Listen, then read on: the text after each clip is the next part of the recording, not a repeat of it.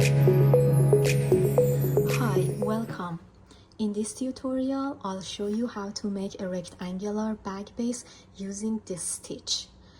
I've already explained how to make this stitch in another tutorial, and in this tutorial, I only focus on how to make the bag base. So if you haven't watched that tutorial, please go and watch it first. I'll put the link here. So let's get started. First of all, let's have a look at this chart. It shows how to make a rectangle. You need to start with a foundation, as many chains as you want. Here it says 58 chains, and I'd say it's for a relatively big bag. But if you want an average size bag, I'd say this is for an average size bag. I want to show you the measurements. It's 36 centimeters long, 12 centimeters wide. This is for an average size bag. 50 chains in your foundation and 7 rows. You decide how many chains you want in your foundation. The first row, you need to make increases in the first chain of your foundation and in the last chain of your foundation by making 5 stitches in the first one and 5 stitches in the last one. I'm going to refer to these points as point A and point B. Okay, so this is your first row. Second row, when you are in point A, you find the second stitch and the fourth stitch, and you make your increases here by 3 stitches in the second one and 3 stitches in the fourth one. In the other ones, you do only 1. Similarly, you do the same thing in point B. I'm going to refer to these points as W points because do you see it looks like a W? Okay, so row number 3, when you get to your W point, you need to make increases by making 3 stitches in the middle one. So 1 in the first one, 1 in the last one, 3 stitches in the middle one, and you have to do the same thing in all of your W points. Row number 4, you do the same thing. This is your W point, 1 stitch in the first one, 1 stitch in the last one, 3 stitches in the middle one, and you keep doing this until you reach your desired size. Now let's see how it works in practice. The material that I'm using is natural raffia. My hook size is 3.5. You also need 2 stitch markers if you're a beginner. Personally, I don't use any stitch markers, but I only use them in tutorials. So once you get the hang of it, you don't even need to use the stitch markers because this method is so easy. The transition is seamless, easy, and you don't even need to use stitch markers for this method. So let's begin. I'm going to start with a foundation of 32 chains, which would give me a relatively small bag base because I want to make something small like this. I don't want to make a big bag, but if you want to make a bigger bag, you definitely need more chains. So let's begin with the foundation. 1, 2, 3, and remember to use the stronger version of foundation, not simple chains. If you don't know how to do it, I have a tutorial and I'll put the link here. So I'm going to meet you when I have 32 of them. I have a foundation of 32 chains, and as you can see, I have a stitch marker in the first chain and the stitch marker in the last chain.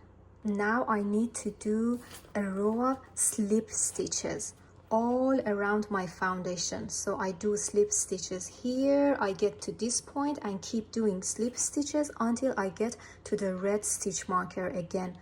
Why we do slip stitches? Because if you remember, for this type of stitch, we need a row of slip stitches and then V stitches on top of them. Let's show you where to do slip stitches, here in these holes. So you have 2 bars on top of your hook and 2 bars under your hook. One more time.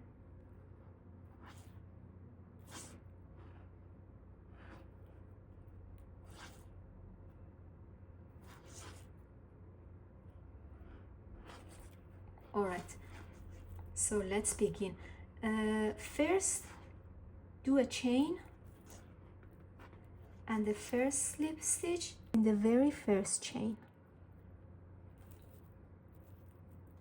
So I just did my first slip stitch in the first chain. Next one.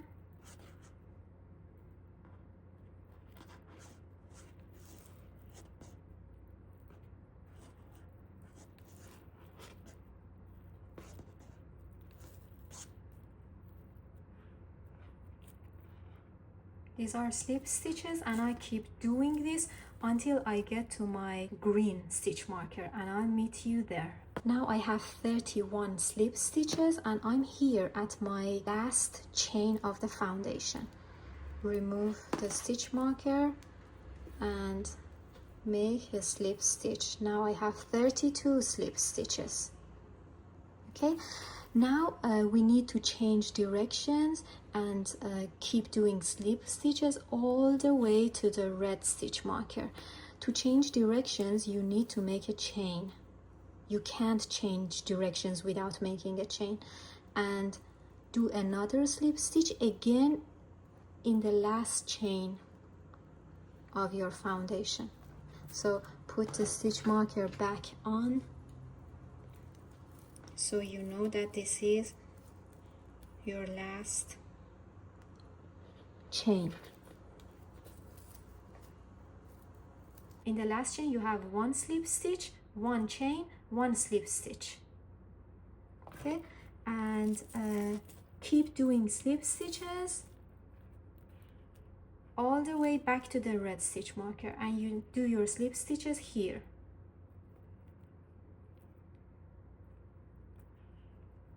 Here. Okay, so 1, 2, 3.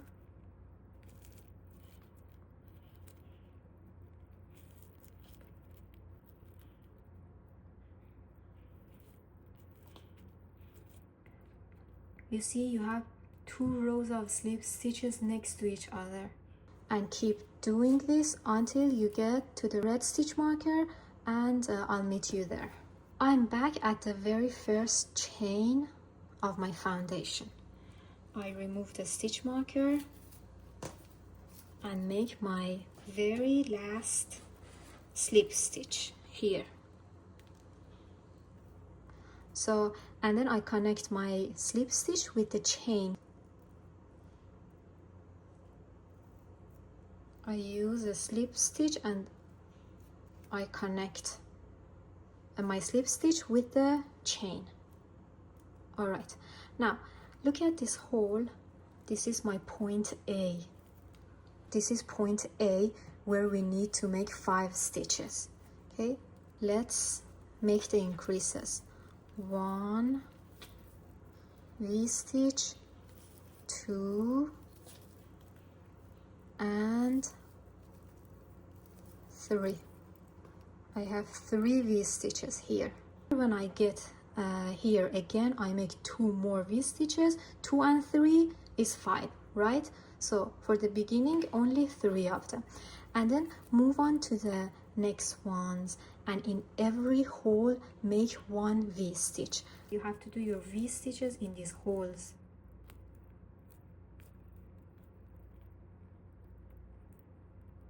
It's very easy to notice. 1 V-stitch in every hole, but I want to put my stitch marker here in the 3rd V-stitch of point A. So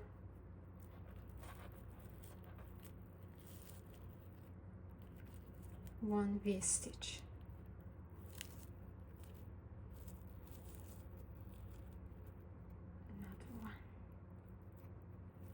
And you can hide your tail. As you see, I'm hiding my tail as I crochet.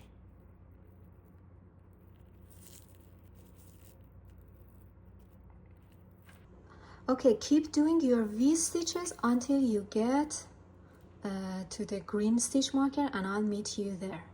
Now I'm at point B and I need to make 5 more increases. So remove the stitch marker, and here is your point B.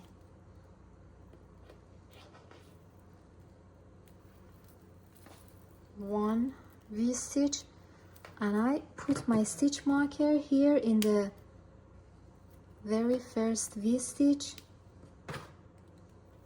because I want to count and show you. Okay, 1, 2, 3, 4, and 5. I have 5 V-stitches in point B.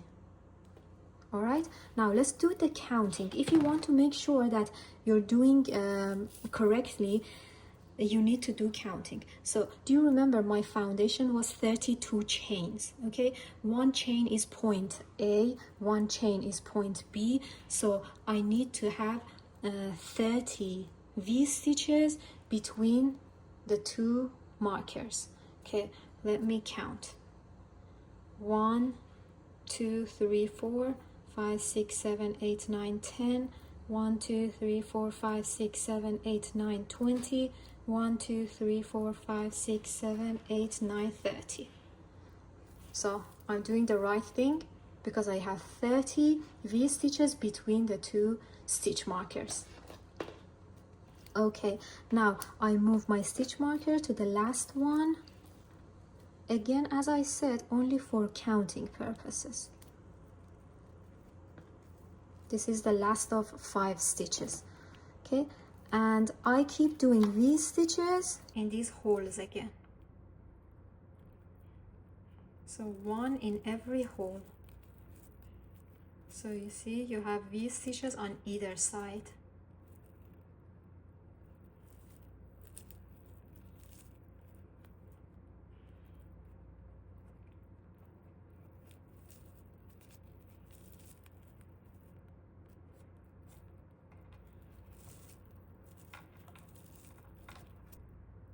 Keep doing this until you get to point A, and I'll meet you there. Now I'm back at point A. Before we continue, we need to do the counting to make sure that we're doing the right thing.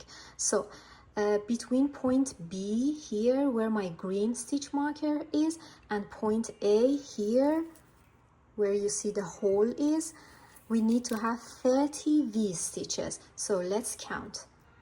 1, 2, 3, 4, 5, 6, 7, 8, 9, 10. 1, 2, 3, 4, 5, 6, 7, 8, 9, 20. 1, 2, 3, 4, 5, 6, 7, 8, 9, 30. So I'm doing the right thing because my counting is correct. Now we need to do 2 more V-stitches in point A.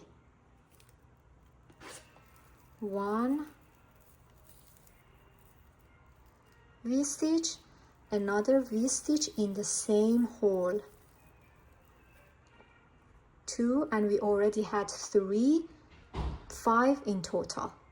Now I move my stitch marker to my last V-stitch.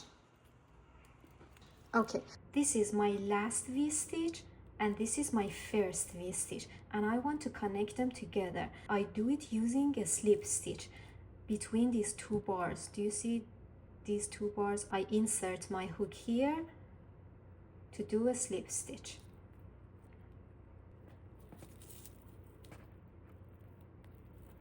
The first slip stitch, and now these 2 are connected.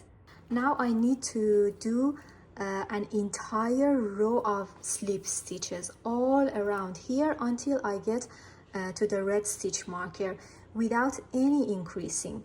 Easy peasy, just slip stitches. And the slip stitches should be between these 2 bars.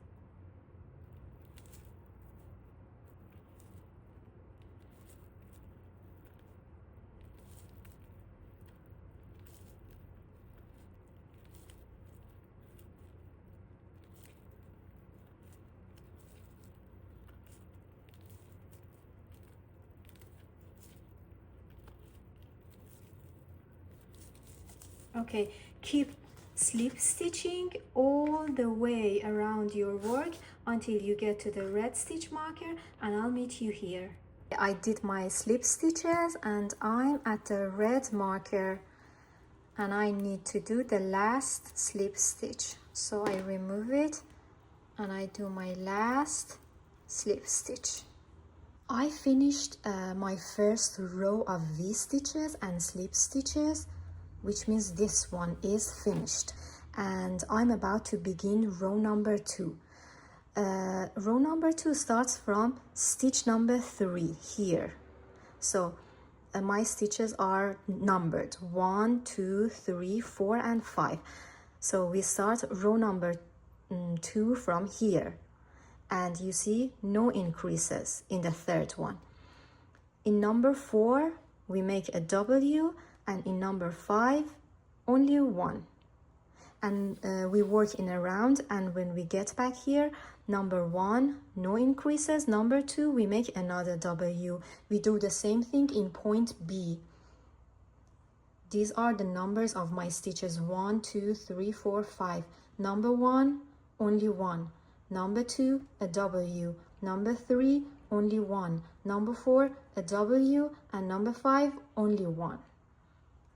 So let's see how it works in practice. 1, 2, 3, 4, 5. Okay, and row number 2 starts from number 3 here. No increases, only 1 V stitch here.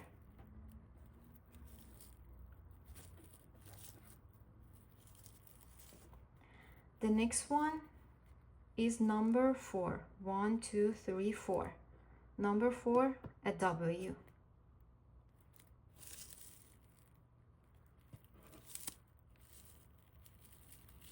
One, 2 and 3. I just did my first W, and this one is number 5, the last one.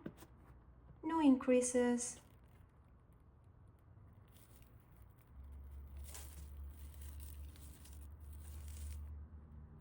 And let's keep doing V stitches.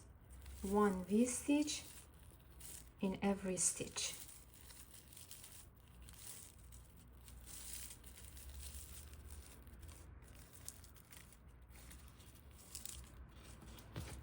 And keep doing V stitches until you get to point B here, and I'll meet you here. I'm at point B where I have 5 V stitches. 1, 2, 3, 4 and 5, and we need to do our increases here again. Number 1 no increase, only 1. Number 2 a W. 1, 2, 3. Number 3 only 1.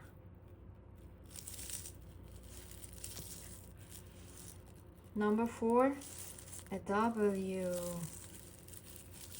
1, 2, 3, and number 5 only 1. Your rectangle is started to take shape. Just try to shape the corners using your hand. Now it's time for counting to make sure that you're doing the right thing. Okay, find your W's. Look, this is my W and this is another W where you have 3 stitches. So from one W to the next W, between them you need to have 32 V stitches. If you don't want to put your finger here, you can use a stitch marker. Let's count. 1, 2, 3, 4, 5, 6, 7, 8, 9, 10. 1, 2, 3, 4, 5, 6, 7, 8, 9, 20. 1, 2, 3, 4, 5, 6, 7, 8, 9, 30, 31, and 32. So I'm doing the right thing because I have 32 V stitches between my W's. So do you remember In the first row between point A and point B, you had 30 V-stitches. Now you have 32 V-stitches. In the next row, you need to have 34 V-stitches. In the next one, 36. In the next one, 38. So the V-stitches between your W points increases by 2 in every row. And if you want to make sure that you're doing the right thing and you haven't made any mistakes, do the counting if you're a beginner. It would help you. The same thing happens between these two W's. Look, I have a W here, 1, 2, 3, and I have a W here, and I have only one stitch between my two W's. You can even see it in the graph. Between these two W's, you have only one V-stitch, and I have only one V-stitch. In the next row, you need to have 3 of them. In the next row, you need to have 5 of them. In the next one, 7 of them. So the number of V-stitches between your W's here increases by 2 every row that you add. Let's go back to our work. Keep doing V-stitches. 1 V-stitch in every stitch. And keep doing this until you get to point A, and I'll meet you there. I'm at point A and I have stitch number 1 and stitch number 2. Stitch number 1, no increases. Stitch number 2, a W. So no increase in the first one and a W in the second one. 1, 2, and 3. This is the last V-stitch of my second row, and I need to put a stitch marker here. Okay, now look, between this W and this W, I have only one V-stitch. And between this W and this W, I have 32 V-stitches, similar to the other side. After counting and making sure that you haven't made any mistakes, it's time to do an entire row of slip stitches. Where you do the first slip stitch is very important. Find your last V-stitch, this one with the stitch marker, and the first V-stitch of the row, and there's a horizontal bar in between. This is the horizontal bar. And this is where you do your first slip stitch, here. We did the same thing in the first row of slip stitches, but in the first row it was obvious, but here it's kind of hidden, you see, and you have to find it. If you do the first slip stitch here, it's wrong. The slip stitch should be made between the last V-stitch and the first V-stitch here.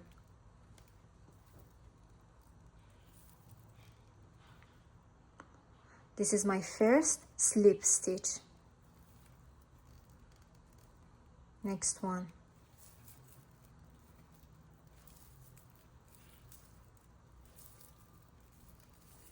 And I keep doing an entire row of slip stitches around my work until I get to the red stitch marker, and I meet you there. I arrived at my stitch marker, I remove it, and I make the very last slip stitch of my row. Now I'm about to begin row number 3. Row number 3 starts from here. So we need to make one V-stitch, another V-stitch, and the next one is a W. The new W is right in the middle of your previous W, so it's very helpful to find your previous W, make one stitch in the first one, one stitch in the last one, and another W right in the middle of your previous W. Let's see how it works in practice. Row number 3, it starts from here. 1 V-stitch. Next one is also a V-stitch.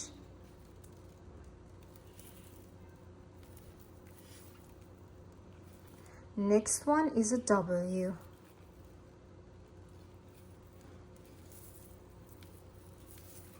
One, two, and 3. Let's check. The new W is right in the middle of your previous W. So we finished our increase. Now let's keep doing V stitches until we get to the next W. I'll meet you here at the next W. I arrived at another W. So 1 V-stitch in the first one, 1 W in the middle one, 1, 2, and 3. You see the new W is in the middle of the old W, and 1 V-stitch in the last one. 1 more V-stitch, and I have another W. 1 in the first stitch of the W. In the middle one, you make another W. 1, 2, 3, and 1 V-stitch in the last one. Remember to shape your corners using your hands in every row. Now time to check. Look, 1 W and 1 W, and I have 3 V-stitches between them. Between this W and the W on the other side, you need to have 34 V-stitches. After you do the counting, keep doing V-stitches.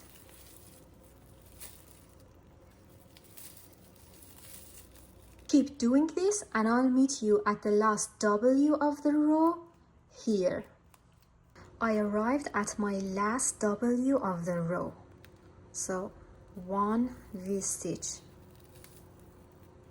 in the first one, 1 W in the middle one, 1, 2, 3, and 1 V-stitch in the last one. And this is my last V-stitch of the row. So I put my stitch marker here.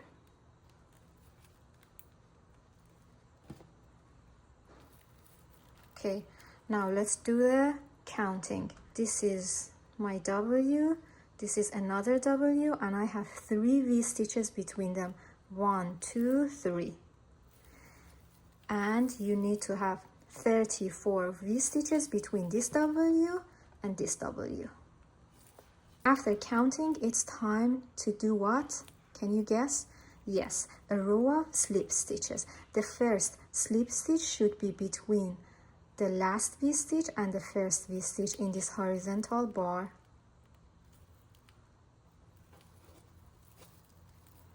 This is my first slip stitch.